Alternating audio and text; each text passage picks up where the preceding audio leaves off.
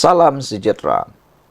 Tuduhan terhadap anak Menteri Besar Perlis boleh cemar imej bersih PAS, kata penganalisis. Saudara-saudara sekalian, nampaknya imej bersih PAS selama ini kini mula sedikit demi sedikit tercalar dan mula pudar. Kalau dulu ianya bersinar-sinar, bak sinaran seputih bersihnya. Tapi kini dengan pelbagai isu, terutamanya tuduhan yang sedang dihadapi oleh anak Menteri Besar Perlis, yang mana mereka hanya baru berkuasa lebih kurang 2 tahun di Perlis. Telah pun ada tuduhan terhadap anak Menteri Besar Perlis ini, telah pun mencemarkan imej bersih PAS itu, memudarkan kilauan PAS yang sudah dikatakan selama ini bersinar bersih. Sedikit demi sedikit mula pudar. Dan tak tahulah adakah para penyokong PAS walaupun masih lagi melihat sinarnya dalam beberapa waktu atau tahun ini. Karena ini baru 2 tahun. Ada 3 tahun lagi. Apa yang jadi kita pun tak tahu. Sehingga seperti kata Puat Zarkasi, nasib baiklah Perlis itu negeri miskin, kata Puat Zarkasi. Kalau kaya, entah apa jadi, katanya lagi. Dan kata Puat Zarkasi, mungkin itu yang akan membuatkan Perlis terus mundur, katanya. Kata penganalisis politik, tuduhan terhadap anak Menteri Besar Perlis itu telah atau boleh mencemarkan imej bersih PAS. Azmi Hassan dan Mazlan Alik berkata, sehingga kini PAS tidak pernah dikaitkan dengan rasuah, tapi kini telah mula dikaitkan. Penganalisis berkata, pendakwaan terhadap anak Menteri Besar Perlis, Syukri Ramli, atas pertuduhan memalsukan tuntutan, boleh menjejaskan reputasi PAS sebagai parti bersih. Azmi Hassan dari Akademi Nusantara berkata, PAS sebelum ini dilihat tidak tercemar dengan rasuah ketika berada dalam kerajaan. Tidak seperti parti lain yang pemimpin mereka dihadapkan ke mahkamah. Berdasarkan senario itu, katanya, bukan saja Perikatan Nasional PN akan terkesan. PAS yang dikenali sebagai parti bersih juga akan terjejas. PAS akan merasa sukar untuk bercakap mengenai rasuah selepas ini, katanya lagi. Jadi kalau selama ini PAS mempunyai peluru untuk menembak musuh-musuh politiknya dengan rasuah, dengan penyalahgunaan kuasa, dengan peluru, menggunakan isu-isu seperti Najib dan sebagainya, klaster-klaster mahkamah dan sebagainya, kini PAS sudah kehilangan peluru yang berguna itu. Peluru yang sering kali digunakan itu sudah tidak boleh digunakan lagi. Kerana mereka akan merasa sukar untuk bercakap lagi mengenai kes rasuah selepas ini. Semalam, Syafiq Syukri mengaku tidak bersalah atas pertuduhan, mengemukakan tuntutan palsu lebih Rp19.000 untuk menyediakan minuman bagi kegunaan Raja Perlis, Tuanku Syed Sirajuddin Putra Jamalul Lail, pada Februari lalu. Azmi yang juga fellow Majlis Profesor Negara mencadangkan ahli PAS patut mendesak Syukri berundur bagi mengelakkannya terus memalukan parti itu. Syukri juga Pesuruhjaya PAS Perlis dan pengerusi Perikatan Nasional Negeri. Mazlan Ali dari Universiti Teknologi Malaysia turut senada perkembangan itu mungkin memberi kesan negatif terhadap PAS, memandangkan kes rasuah dalam PN sebelum ini sering dikaitkan dengan Bersatu. Selama ini yang kita hanya dengar dikaitkan dengan kes-kes penyelewengan, salah guna kuasa, rasuah, hanya mengaitkan parti Bersatu. Lebih-lebih lagi, klaster mahkamah. Sebelum ini PAS tidak masuk pun. Tapi sekarang, PAS sudah kini terlibat sama. Beberapa pemimpin Bersatu terbabit kes rasuah. Seperti Presidennya Muhyiddin Yassin, ahli majlis pimpinan tertingginya Wan Saiful Wajan. Tetapi Mazlan berkata, tidak adil untuk memaksa Sukri melepaskan jawatan Menteri Besar, memandangkan kes itu hanya membabitkan anaknya. Lain cerita jika Menteri Besar itu yang didakwa. Ini anaknya didakwa, tidak menjejaskan tugasnya sebagai Menteri Besar, kata beliau lagi. Namun netizen menyanggah kata-kata itu, kata-kata Mazlan. Mereka kata, bagaimana anaknya itu boleh terkait pula dengan kes rasuah. Itu amat boleh mengganggu kerana ada yang cuba mengaitkan menggunakan kes anaknya itu untuk dijadikan peluru bagi menembak Menteri Besar Perlis. Itu yang mereka tuntut supaya Menteri Besar Perlis segera letak jawatan. Sekian dulu untuk kali ini. Jangan lupa tinggalkan komen anda, share video ini. Kita jumpa lagi. Bye-bye. Salam sejahtera. Terima kasih kerana bersama dengan saya di Nazilin Unity Channel. Hari ini kita digemparkan dengan permohonan daripada Muhyiddin supaya kes ditangguh sebab kepentingan awam yang kuat. Kali ini Muhyiddin pula nak tangguh kes beliau. Apakah kesnya sehingga mahu ditangguh lagi, nak tangguh lagi sampai bila barulah diteruskan. Saudara-saudara, bekas Perdana Menteri Muhyiddin Yassin berkata, kes salah guna kuasa dan penggubahan wang haram terhadapnya tidak sepatutnya diteruskan sementara menunggu pelupusan permohonan semakannya atas alasan terdapat kepentingan awam yang kuat.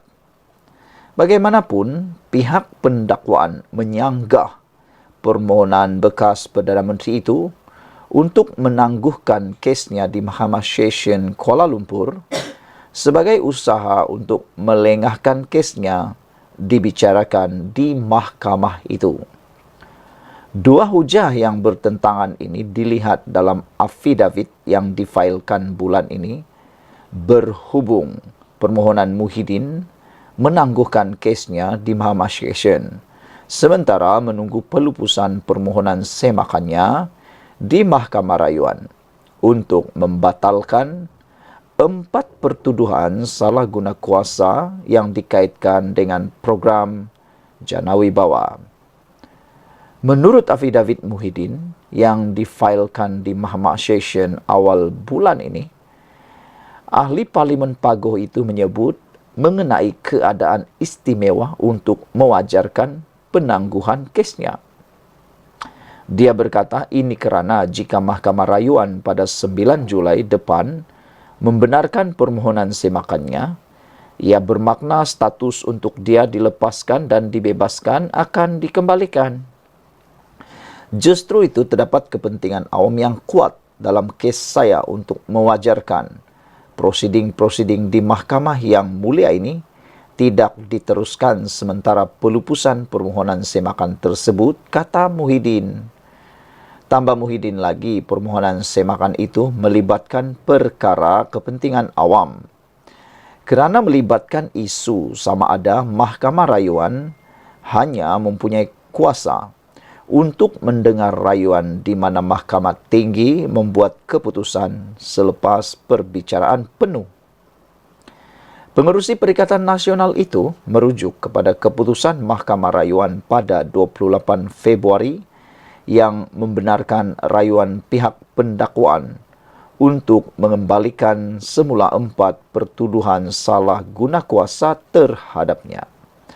Apabila Mahkamah Tinggi Kuala Lumpur pada 15 Ogos tahun lepas membenarkan permohonan Muhyiddin untuk membatalkan pertuduhan salah guna kuasa, keputusan itu tidak dibuat dalam perbicaraan kerana kes berkenaan belum selesai di Mahkamah Session.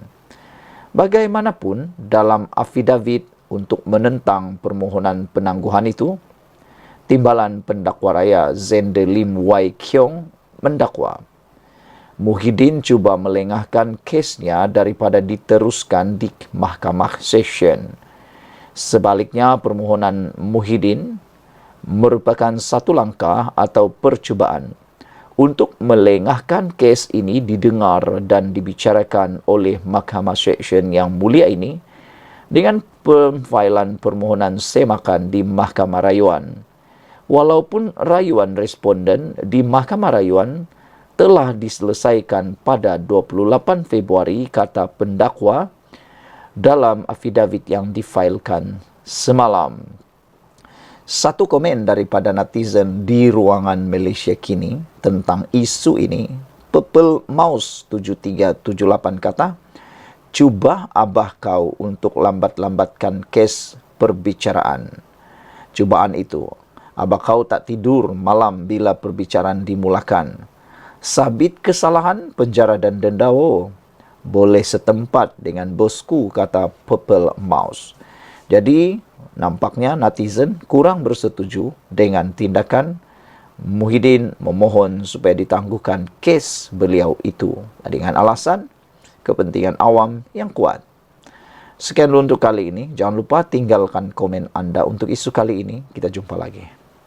Salam sejahtera. Wow, ini satu laporan paling luar biasa yang pastinya akan membuat walaun Perikatan Nasional terlompat. Bukan biasa-biasa. Menurut laporan ini, bukan biasa-biasa. Anthony Lok ke Arab Saudi bincang bina terminal khas jemaah haji. Saudara-saudara sekalian, Anthony Lok yang kita ketahui adalah daripada parti DAP yang seringkali dikatakan pelbagai cemuhan, terutamanya daripada pembangkang dan walaun. Tapi apa yang dibuat oleh Anthony Lok benar-benar mengejutkan. Sehingga ada netizen kata, Anthony Lok daripada DAP pula yang membincang membina terminal khas jemaah haji Malaysia. Tapi ada menteri tu, ada seorang tu, duta dilantik bertaraf menteri, macam tiada pula bincang benda-benda ni, kata netizen. Jadi nak dibandingkan, kata mereka, mana lebih elok, mana lebih baik, terpulanglah pada anda. Anda jawablah sendiri. Tapi ini bukan biasa-biasa. Anthony Lok ke Arab Saudi bincang bina terminal khas jemaah haji. Menteri Pengangkutan Malaysia Anthony Lok berbincang dengan Arab Saudi untuk membina satu terminal khas untuk jemaah haji dan umrah di Kuala Lumpur. Beliau berkata, langkah itu dapat membantu melancarkan penerbangan ke Jeddah atau tempat lain di Arab Saudi dengan cara pelepasan immigration negara itu dibuat di Kuala Lumpur sebelum bertolak. Menurutnya, fokus utama dalam perbincangan tersebut termasuk menyediakan kemudahan tambahan kepada jemaah umrah Malaysia.